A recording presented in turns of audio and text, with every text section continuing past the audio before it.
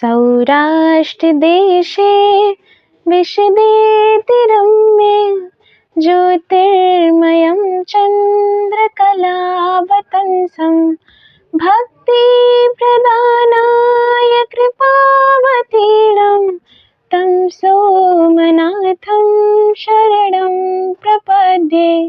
श्रीशैलशृङ्गे विमुधातिसङ्गे तुलाद्रितुङ्गे अपि मुदा वसन्तं तं अर्जुनं मल्लिकपूर्वमेकं नमामि संसारसमुद्रसेतुम् अवन्तिकायां विहितावतारं मुक्तिप्रदानाय च सज्जनानाम् अकालमृत्युपरिरक्षणार्थं वन्दे महाकालमहासुरेशं।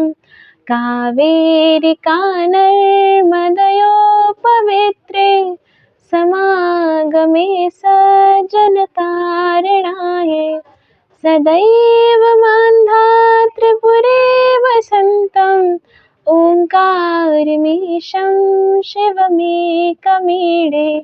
पूर्वोत्तरे प्रज्वलिकानिधाने सदा वसन्तं गिरिजासमेतं सुरासुराराधितपादपाद्यं श्रीवैद्यनाथं तमहं नमामि। रामे सदङ्गे नगरेति रम्ये विभूषिताङ्गं विविधैश्च भोगे सद्भक्तिमुक्तिप्रदमीशमेकं श्रीनागनाथं शरणं प्रपद्ये। महाद्रिपार्श्वे च तटे रमन्तं सम्पूज्यमानं सततं मुनीन्द्रैः सुरासुरैर्यक्षमहोरगाढ्यैः केदारमीशं शिवमेकमीडे। सह्याद्रिदृश्ये विमले वसन्तं गोदावरीतीरपवित्रदेशे यद्दर्शनात् पातकमाशुनाशं प्रयाति तं त्र्यम्बकमीशमीडे। सुताम्रपर्णी जलराशियोगे निवाध्य सेतुं विशिखैरसङ्ख्ये श्रीरामचन्द्रेण समर्पितं तं रामेश्वराख्यं नियतं नमामि। यं डाकिनीशाकिनिका समाजे निषेव्यमाणं पिशिताशनैश्च सदैव भीमादिपत्प्रसिद्धं तं शङ्करं भक्तहितं नमामि। सानन्दमानन्दवने वसन्तम् आनन्दकन्दं हतपापवृन्दं वाराणसीनाथमनाथनाथं श्रीविश्वनाथं शरणं प्रपद्ये। इलापुरेरं विशालकेऽस्मिन् सम्मुल्सनन्तं च जगद्वरेण्यं वन्दे महोदारतरस्वभावं घृष्णेश्वराख्यं शरणं प्रपद्ये। ज्योतिर्मय द्वादशलिङ्गकानां शिवात्मनं प्रोक्तमिदं क्रमेण स्तोत्रं पठित्वा मनुज्योतिभक्त्या फलं तदालोक्य निजं भजेत् च इति 12 ज्योतिर्लिंग स्तोत्रम संपूर्णम्। सौराष्ट्र देशे विशदेति रम्ये ज्योतिर्मयं चन्द्रकलावतंसं भक्तिप्रदानाय कृपावतीर्णं तं सोमनाथं शरणं प्रपद्ये। श्रीशैलशृङ्गे विमुधातिसङ्गे तुलाद्रितुङ्गे अपि मुदा वसन्तं तम् अर्जुनं मल्लिकपूर्वमेकं नमामि संसारसमुद्रसेतुम् अवन्तिकायां विहितावतारं मुक्तिप्रदानाय च सज्जनानाम् अकालमृत्युपरिरक्षणार्थं वन्दे महाकालमहासुरेशं कावेरिकानर्मदयोपवित्रे समागमे सज्जनतारणाय सदैव मान्धात्रिपुरे वसन्तम् ओङ्कारमीशं शिवमेकमीडे पूर्वोत्तरे प्रज्वलिकानिधाने सदा वसन्तं गिरिजासमेतं सुरासुराराधितपादपाद्यं श्रीवैद्यनाथं तमहं नमामि रामे सदङ्गे नगरेति रम्ये विभूषिताङ्गं विविधैश्च भोगे सद्भक्तिमुक्तिप्रदमीशमेकं श्रीनागनाथं शरणं प्रपद्ये महाद्रिपार्श्वे च तटे रमन्तं सम्पूज्यमानं सततं मुनीन्द्रैः सुरासुरैर्यक्षमहोरगाढ्यैः केदारमीशं शिवमेकमीडे सह्याद्रिदृश्ये विमले वसन्तं गोदावरीतीरपवित्रदेशे यद्दर्शनात्मातकमाशुनाशं प्रयाति तं त्र्यम्बकमीशमीडे सुताम्रपर्णी जलराशियोगे निबध्य सेतुं विशिखैरसङ्ख्ये श्रीरामचन्द्रेण समर्पितं तं रामेश्वराख्यं नियतं नमामि यं डाकिनीशाकिनिका समाजे निषेव्यमाणं पिशिताशनैश्च सदैव भीमादिपत्प्रसिद्धं तं शङ्करं भक्तहितं नमामि सानन्दमानन्दवने वसन्तम् आनन्दकन्दं हतपापवृन्दं वाराणसीनाथमनाथनाथं श्रीविश्वनाथं शरणं प्रपद्ये इलापुरेरं विशालकेऽस्मिन् सम्वत्सनं च जगद्वरेण्यं वन्दे महोदारतरस्वभावं घृष्णेश्वराख्यं शरणं प्रपद्ये ज्योतिर्मय द्वादशलिङ्गकानां शिवात्मनं प्रोक्तमिदं क्रमेण स्तोत्रं पठित्वा मनुज्योतिभक्त्या फलं तदालोक्य निजं भजे च इति 12 ज्योतिर्लिंग स्तोत्रं सम्पूर्णम्। सौराष्ट्रदेशे विशदेतिरम्ये ज्योतिर्मयं चन्द्रकलावतंसं भक्तिप्रदानाय कृपावतीर्णं तं सोमनाथं शरणं प्रपद्ये श्रीशैलशृङ्गे विमुधातिसङ्गे तुलाद्रितुङ्गे अपि मुदा वसन्तं तम् अर्जुनं मल्लिकपूर्वमेकं नमामि संसारसमुद्रसेतुम् अवन्तिकायां विहितावतारं मुक्तिप्रदानाय च सज्जनानाम् अकालमृत्युपरिरक्षणार्थं वन्दे महाकालमहासुरेशं कावेरिकानर्मदयोपवित्रे समागमे सज्जनतारणाय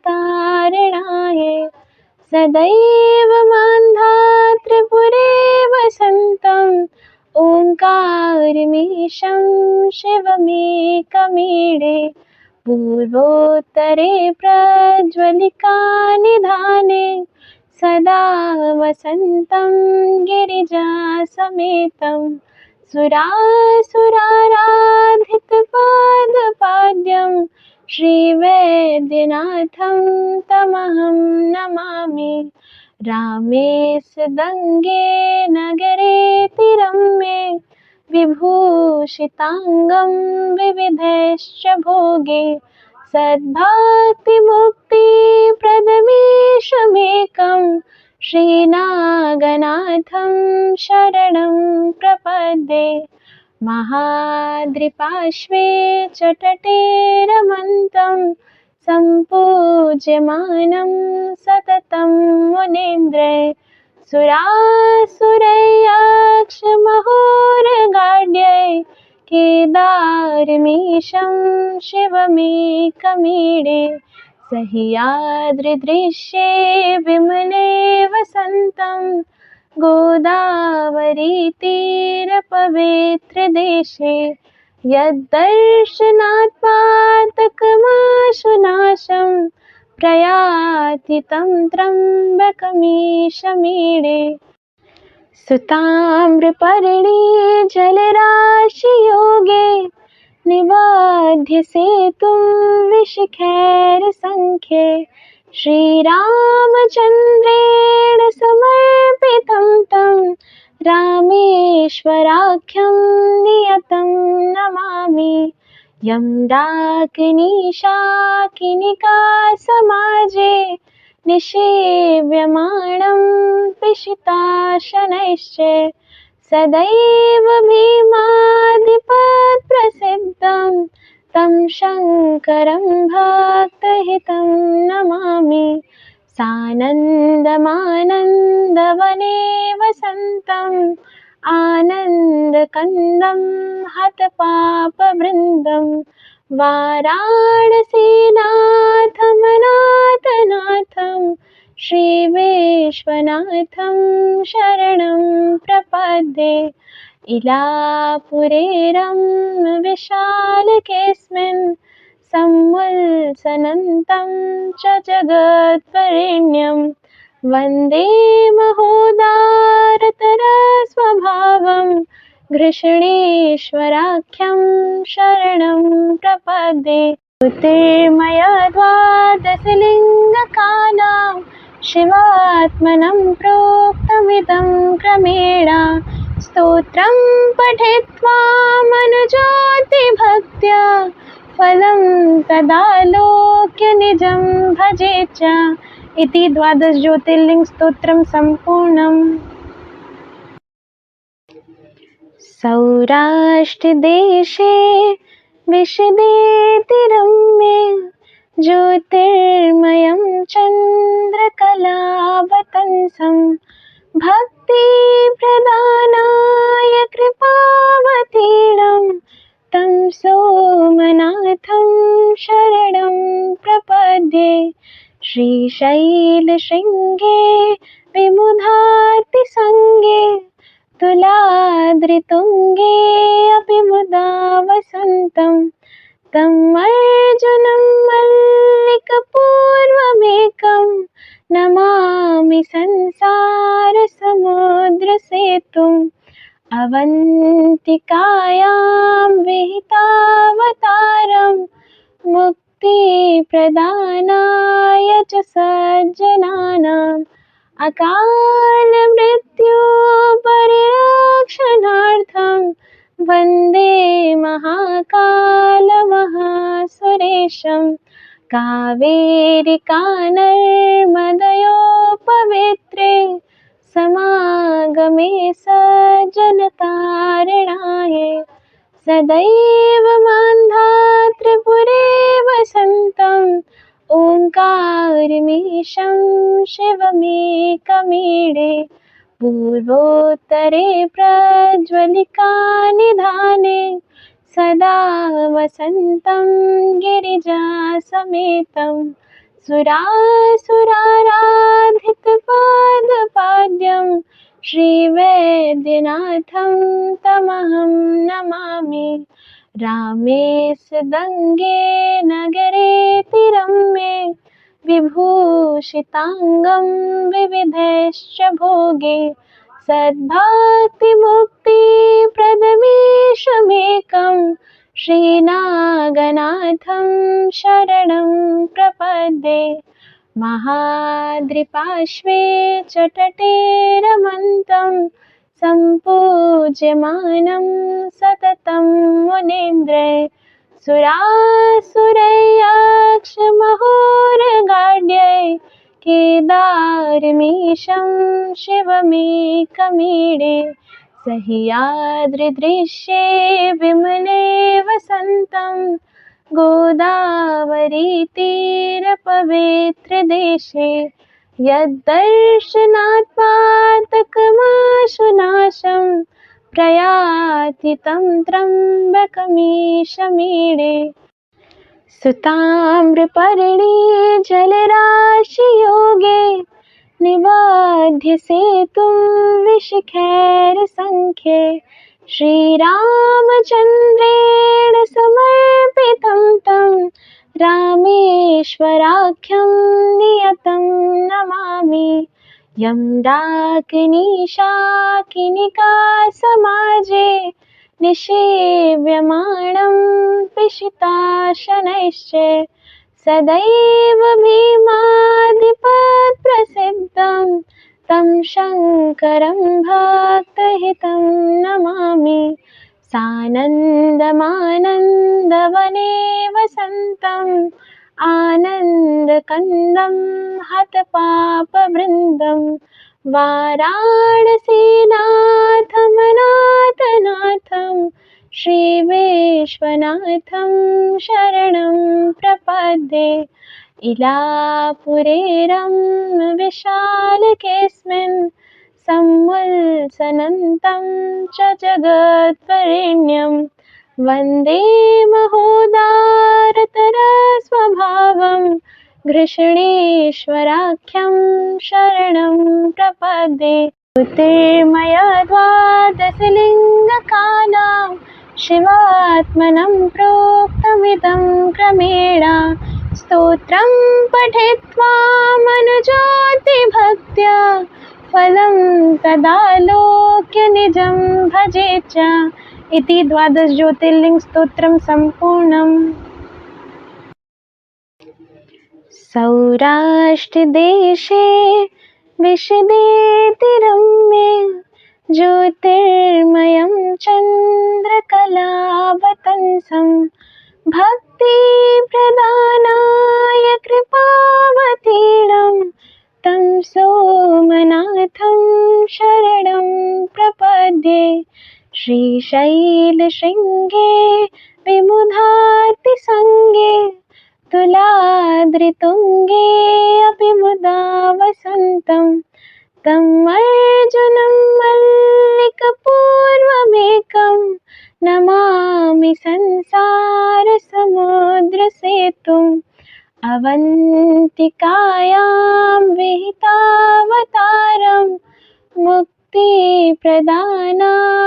च सज्जनानाम् अकालमृत्युपरिरक्षणार्थं वन्दे महाकालमहासुरेशं।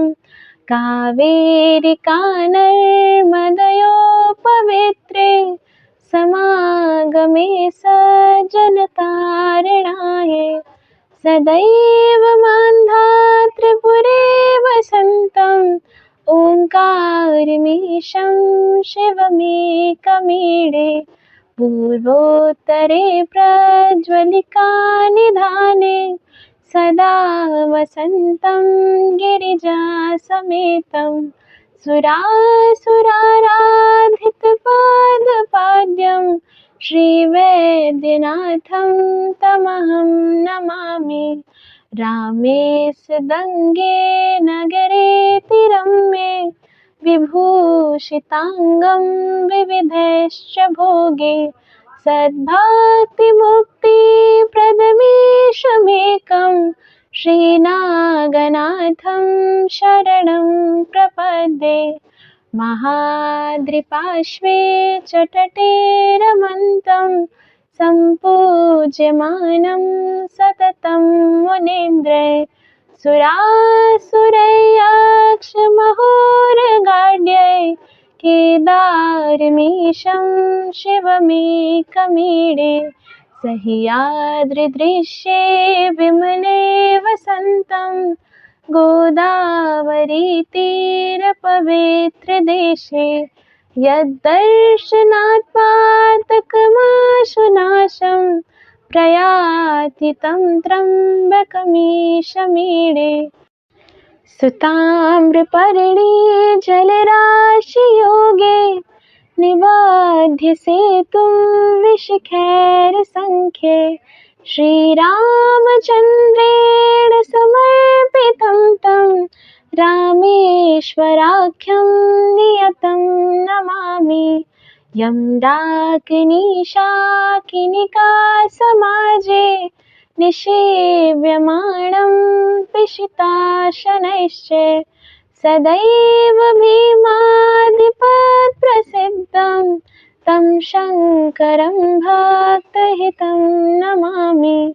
सानन्दमानन्दवने वसन्तम् आनन्दकन्दं हतपापवृन्दं वाराणसीनाथमनाथनाथं श्रीविश्वनाथं शरणं प्रपद्ये। इलापुरेरं विशालकेऽस्मिन् सम्वत्सरन्तं च जगद्वरेण्यं वन्दे महोदारतरस्वभावं घृष्णेश्वराख्यं शरणं प्रपद्ये। ज्योतिर्मय द्वादशलिङ्गकानां शिवात्मनं प्रोक्तमिदं क्रमेण स्तोत्रं पठित्वा मनुज्योतिभक्त्या फलं तदालोक्य निजं भजेच्च इति 12 ज्योतिर्लिंग स्तोत्रं सम्पूर्णम्।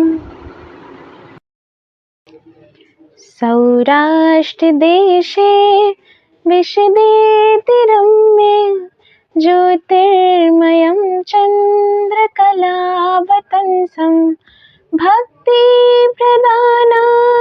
कृपावतीर्णं तं सोमनाथं शरणं प्रपद्ये। श्रीशैलशृङ्गे विमुधातिसङ्गे तुलाद्रितुङ्गे अपि मुदा वसन्तं तम् अर्जुनं मल्लिकपूर्वमेकं नमामि संसारसमुद्रसेतुम्। अवन्तिकायां विहितावतारं मुक्तिप्रदानाय च सज्जनानाम् अकालमृत्युपरिरक्षणार्थं वन्दे महाकालमहासुरेशं। कावेरिकानर्मदयोपवित्रे समागमे सज्जनतारणाय सदैव मान्धातृपुरे वसन्तम् ओङ्कारमीशं शिवमेकमीडे। पूर्वोत्तरे प्रज्वलिकानिधाने सदा वसन्तं गिरिजासमेतं सुरासुराराधितपादपाद्यं श्रीवैद्यनाथं तमहं नमामि। रामे सदङ्गे नगरेतिरम्ये विभूषिताङ्गं विविधैश्च भोगे सद्भक्तिमुक्तिप्रदमीशमेकं श्रीनागनाथं शरणं प्रपद्ये। महाद्रिपार्श्वे च तटे रमन्तं सम्पूज्यमानं सततं मुनीन्द्रैः सुरासुरैर्यक्षमहोरगाढ्यैः केदारमीशं शिवमेकमीडे सह्याद्रिदृश्ये विमले वसन्तं गोदावरीतीरपवित्रदेशे यद्दर्शनात् पातकमाशुनाशं प्रयाति तं त्र्यम्बकमीशमीडे। सुताम्रपर्णी जलराशियोगे निबध्य सेतुं विशिखैर्सङ्ख्ये श्रीरामचन्द्रेण समर्पितं तं रामेश्वराख्यं नियतं नमामि। यं डाकिनीशाकिनिका समाजे निषेव्यमाणं पिशिताशनैश्च सदैव भीमादिपत्प्रसिद्धं तं शङ्करं भक्तहितं नमामि। सानन्दमानन्दवने वसन्तम् आनन्दकन्दं हतपापवृन्दं वाराणसीनाथमनाथनाथं श्रीविश्वनाथं शरणं प्रपद्ये। इलापुरेरं विशालकेऽस्मिन् सम्वत्सनं च जगद्वरेण्यं वन्दे महोदारतरस्वभावं घृष्णेश्वराख्यं शरणं प्रपद्ये। ज्योतिर्मय द्वादशलिङ्गकानां शिवात्मनं प्रोक्तमिदं क्रमेण स्तोत्रं पठित्वा मनुज्योतिभक्त्या फलं तदालोक्य निजं भजेत् च इति 12 ज्योतिर्लिंग स्तोत्रं सम्पूर्णम्। सौराष्ट्रदेशे विशदेतिरम्ये ज्योतिर्मयं चन्द्रकलावतंसं भक्तिप्रदानाय कृपावतीर्णं तं सोमनाथं शरणं प्रपद्ये। श्रीशैलशृङ्गे विमुधातिसङ्गे तुलाद्रितुङ्गे अपि मुदा वसन्तं तं अर्जुनं मल्लिकपूर्वमेकं नमामि संसारसमुद्रसेतुम् अवन्तिकायां विहितावतारं मुक्तिप्रदानाय च सज्जनानाम् अकालमृत्युपरिरक्षणार्थं वन्दे महाकालमहासुरेशं। कावेरिकानर्मदयोपवित्रे समागमे सज्जनतारणाय सदैव मान्धातृपुरे वसन्तम् ओङ्कारमीशं शिवमेकमीडे। पूर्वोत्तरे प्रज्वलिकानिधाने सदा वसन्तं गिरिजासमेतं सुरासुराराधितपादपाद्यं श्रीवैद्यनाथं तमहं नमामि। रामे सदङ्गे नगरेतिरम्ये विभूषिताङ्गं विविधैश्च भोगे सद्भक्तिमुक्तिप्रदमीशमेकं श्रीनागनाथं शरणं प्रपद्ये।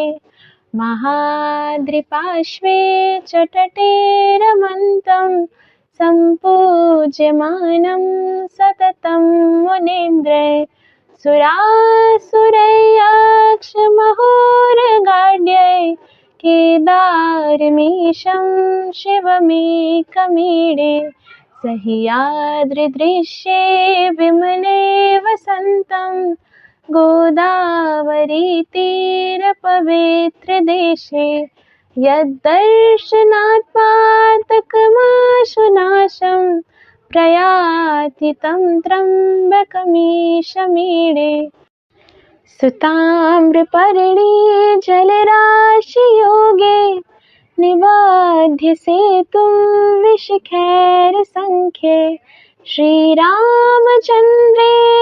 समर्पितं तं रामेश्वराख्यं नियतं नमामि यं डाकिनीशाकिनिका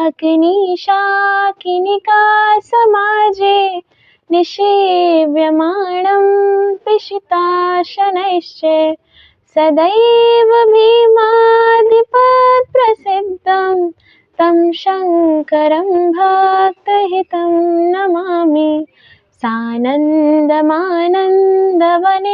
वसन्तम् आनन्दकन्दं हतपापवृन्दं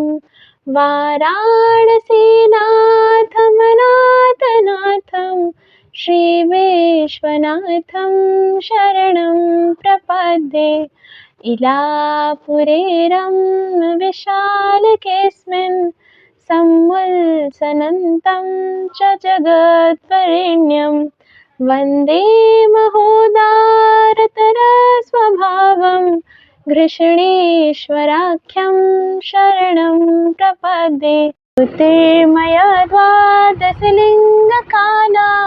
शिवात्मनं प्रोक्तमिदं क्रमेण स्तोत्रं पठित्वा मनुज्योतिभक्त्या फलं तदालोक्य निजं भजेत् च इति 12 ज्योतिर्लिंग स्तोत्रं सम्पूर्णम्।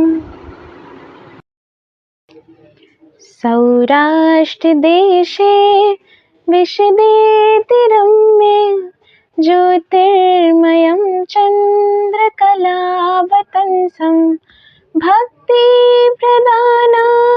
कृपावतीर्णं तं सोमनाथं शरणं प्रपद्ये श्रीशैलशृङ्गे विमुधातिसङ्गे तुलाद्रितुङ्गे अपि मुदा वसन्तं तं अर्जुनं मल्लिकपूर्वमेकं नमामि संसारसमुद्रसेतुम् अवन्तिकायां विहितावतारं मुक्तिप्रदानाय च सज्जनानाम् अकालमृत्युपरिरक्षणार्थं वन्दे महाकालमहासुरेशं कावेरिकानर्मदयोपवित्रे समागमे सज्जनतारणाय सदैव मान्धातृपुरे वसन्तम् ओङ्कारमीशं शिवमेकमीडे पूर्वोत्तरे प्रज्वलिकानिधाने सदा वसन्तं गिरिजासमेतं सुरासुराराधितपादपाद्यं श्रीवैद्यनाथं तमहं नमामि रामे सदङ्गे नगरेतिरम्ये विभूषिताङ्गं विविधैश्च भोगे सद्भक्तिमुक्तिप्रदमीशमेकं श्रीनागनाथं शरणं प्रपद्ये महाद्रिपार्श्वे च तटे रमन्तं सम्पूज्यमानं सततं मुनीन्द्रैः सुरासुरैर्यक्षमहोरगाढ्यैः केदारमीशं शिवमेकमीडे सह्याद्रिदृश्ये विमले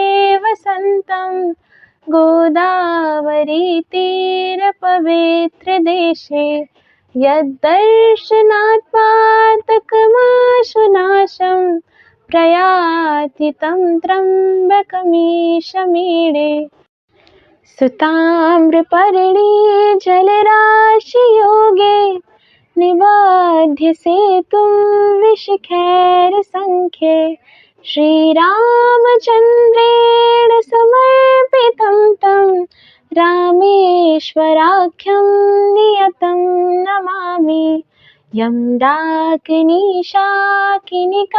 समाजे निषेव्यमाणं पिशिताशनैश्च सदैव भीमादिपत्प्रसिद्धं तं शङ्करं भक्तहितं नमामि सानन्दमानन्दवने वसन्तम् आनन्दकन्दं हतपापवृन्दं वाराणसीनाथमनाथनाथं श्रीविश्वनाथं शरणं प्रपद्ये इलापुरेरं विशालकेऽस्मिन् सम्मुल्सनन्तं च जगद्वरेण्यं वन्दे महोदारतरस्वभावं घृष्णेश्वराख्यं शरणं प्रपद्ये ज्योतिर्मय द्वादशलिङ्गकानां शिवात्मनं प्रोक्तमिदं क्रमेण स्तोत्रं पठित्वा मनुज्योतिभक्त्या फलं तदालोक्य निजं भजेत् च इति 12 ज्योतिर्लिंग स्तोत्रं सम्पूर्णम्। सौराष्ट्रदेशे विशदेतिरम्ये ज्योतिर्मयं चन्द्रकलावतंसं भक्तिप्रदानाय कृपावतीर्णं तं सोमनाथं शरणं प्रपद्ये श्रीशैलशृङ्गे विमुधातिसङ्गे तुलाद्रितुङ्गे अपि मुदा वसन्तं तम् अर्जुनं मल्लिकपूर्वमेकं नमामि संसारसमुद्रसेतुम् अवन्तिकायां विहितावतारं मुक्तिप्रदानाय च सज्जनानाम् अकालमृत्युपरिरक्षणार्थं वन्दे महाकालमहासुरेशं कावेरिकानर्मदयोपवित्रे समागमे सज्जनतारणाय सदैव मान्धातृपुरे वसन्तम् ओङ्कारमीशं शिवमेकमीडे पूर्वोत्तरे प्रज्वलिकानिधाने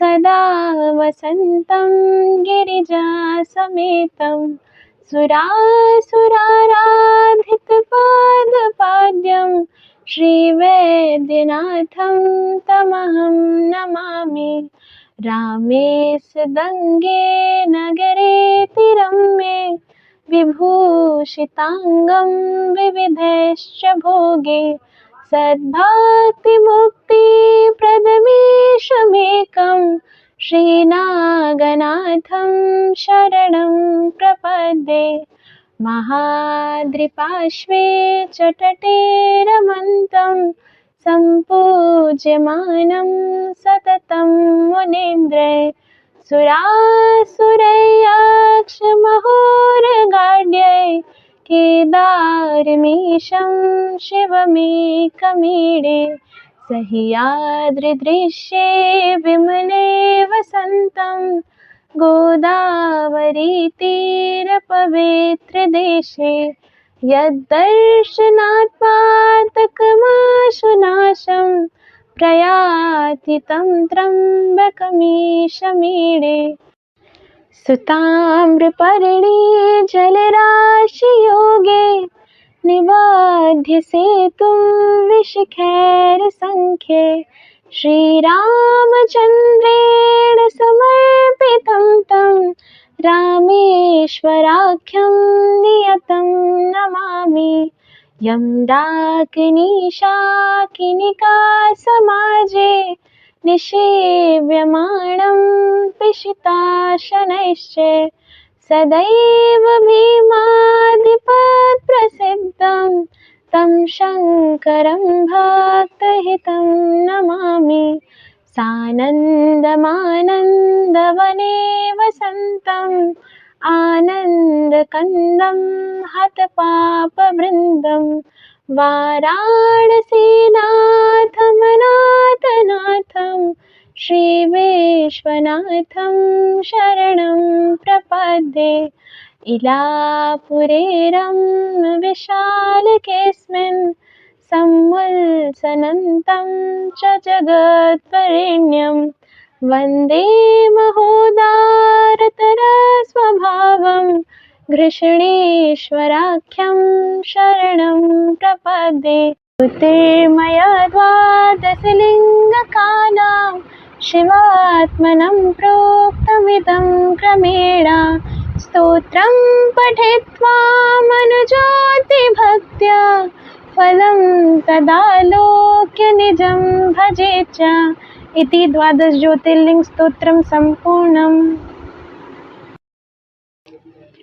सौराष्ट्रदेशे विशदेतिरम्ये ज्योतिर्मयं चन्द्रकलावतंसं भक्तिप्रदानाय कृपावतीर्णं तं सोमनाथं शरणं प्रपद्ये। श्रीशैलशृङ्गे विमुधातिसङ्गे तुलाद्रितुङ्गे अपि मुदा वसन्तं तं अर्जुनं मल्लिकपूर्वमेकं नमामि संसारसमुद्रसेतुम् अवन्तिकायां विहितावतारं मुक्तिप्रदानाय च सज्जनानाम् अकालमृत्युपरिरक्षणार्थं वन्दे महाकालमहासुरेशं। कावेरिकानर्मदयोपवेत्रे समागमे सज्जनतारणाय सदैव मान्धातृपुरे वसन्तम् ओङ्कारमीशं शिवमेकमीडे। पूर्वोत्तरे प्रज्वलिकानिधाने सदा वसन्तं गिरिजासमेतं सुरासुराराधितपादपाद्यं श्रीवैद्यनाथं तमहं नमामि। रामे सदङ्गे नगरेतिरम्ये विभूषिताङ्गं विविधैश्च भोगे सद्भक्तिमुक्तिप्रदमीशमेकं श्रीनागनाथं शरणं प्रपद्ये। महाद्रिपार्श्वे च तटे रमन्तं सम्पूज्यमानं सततं मुनीन्द्रैः सुरासुरैर्यक्षमहोरगाढ्यै केदारमीशं शिवमेकमीडे। सह्याद्रिदृश्ये विमले वसन्तं गोदावरीतीरपवित्रदेशे यद्दर्शनात्पातकमाशुनाशं प्रयाति तं त्र्यम्बकमीशमीडे। सुताम्रपर्णी जलराशियोगे निवाध्य सेतुं विशिखैर्सङ्ख्ये श्रीरामचन्द्रेण समर्पितं तं रामेश्वराख्यं नियतं नमामि। यं डाकिनीशाकिनिका समाजे निषेव्यमाणं पिशिताशनैश्च सदैव भीमादिपत्प्रसिद्धं तं शङ्करं भक्तहितं नमामि। सानन्दमानन्दवने वसन्तम् आनन्दकन्दं हतपापवृन्दं वाराणसीनाथमनाथनाथं श्रीविश्वनाथं शरणं प्रपद्ये।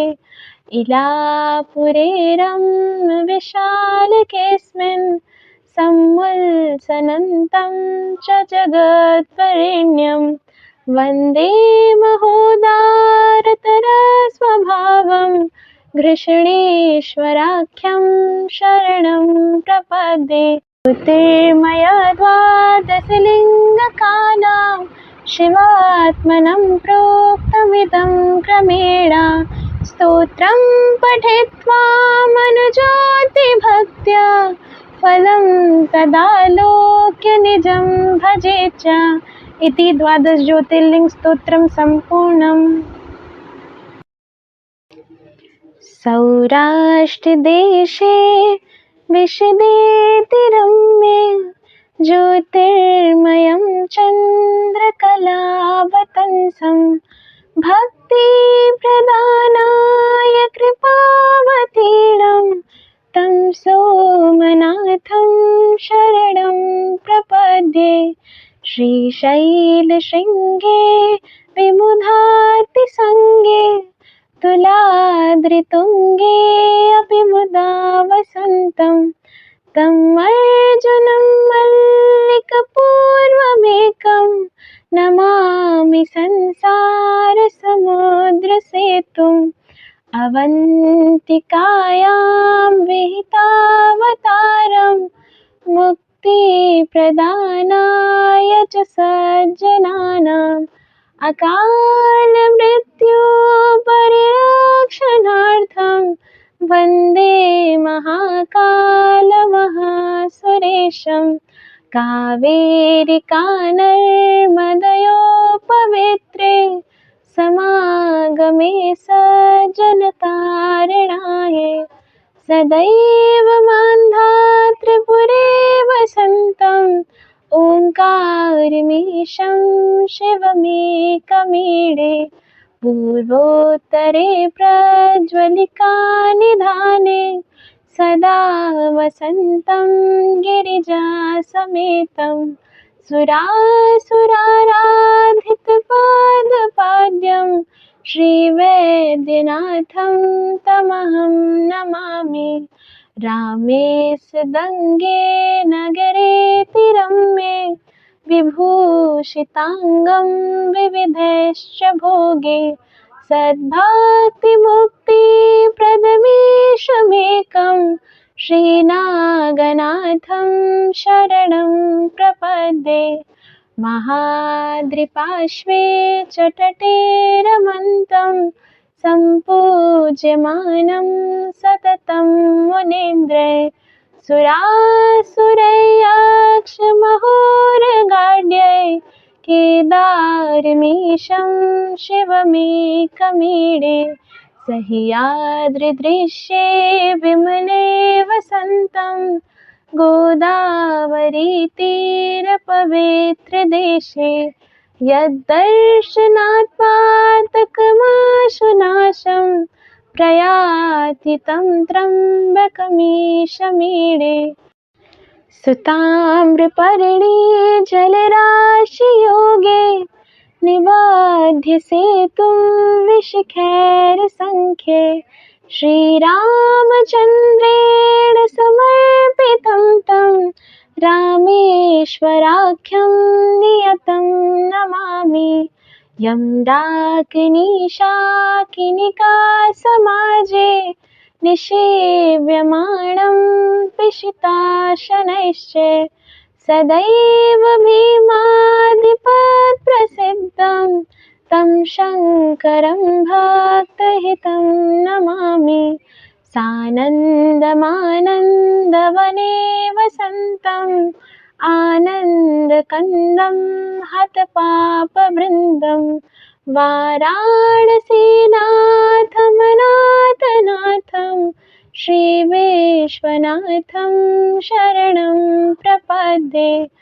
इलापुरेरं विशालकेऽस्मिन् सम्मुल्सनन्तं च जगद्वरेण्यं वन्दे महोदारतरस्वभावं घृष्णेश्वराख्यं शरणं प्रपद्ये। ज्योतिर्मय द्वादशलिङ्गकानां शिवात्मनं प्रोक्तमिदं क्रमेण स्तोत्रं पठित्वा मनुज्योतिभक्त्या फलं तदालोक्य निजं भजेच्च।